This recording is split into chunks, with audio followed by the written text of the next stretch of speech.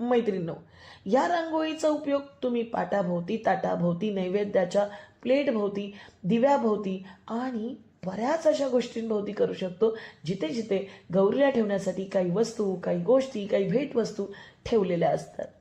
I think गौरीला म्हणण्यापेक्षा देवीला, कारण नवरात्रीचा येणारा उत्सव 9 दिवसाचा असला तरी अगदी काही काही माझ्या मैत्रिणी खूप मनापासून त्याची आरास करत असतात, घटस्थापन करत असतात.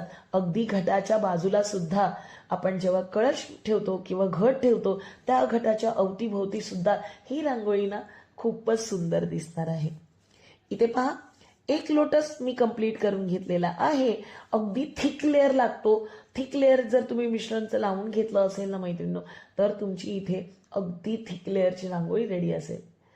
पहिला लोटस कंप्लीट करताना फक्त तुम्हाला वेळ लागेल. नंतर मला वाटत नाही तुम्हाला एवढा वेळ लागेल, कारण फटाफट तुम्ही दुसरे पण लोटस कंप्लीट करून घ्याल, काहीसे असे. अगदी पटापट झाली ही रांगोळी. म्हणजे पहा ना, 5 ते 10 मिनिटात मी बॉर्डर अडकून घेतली. अगदी दुसऱ्या सेकंडमध्ये मी रांगोळी चिटकवून घेतली आणि here is the final look.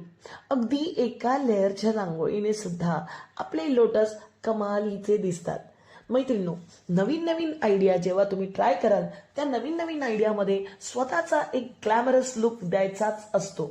आणि तो ग्लॅमरस लुक काय फक्त आपण आपल्या चेहऱ्यामध्ये दिसण्यामध्ये नाही देऊ शकत, आपल्या रांगोळीच्या प्रेझेंटेशनमध्ये सुद्धा देऊ शकतो. ही रांगोळी काय फक्त समई भोवती, प्लेट भोवती, ताटाभोवती वापरण्यासाठी नाही आहे, तर अशा बऱ्याच गोष्टींसाठी आहे, जिथे तुम्ही मध्ये काहीतरी सजवू शकता आणि त्याच्या भोवती तुम्हाला रांगोळी काढायची असते.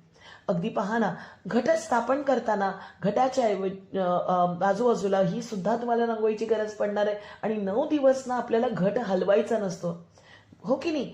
त्यामुळे 9 दिवस आपली ही रांगोळी फारच सुंदर टिकून राहील.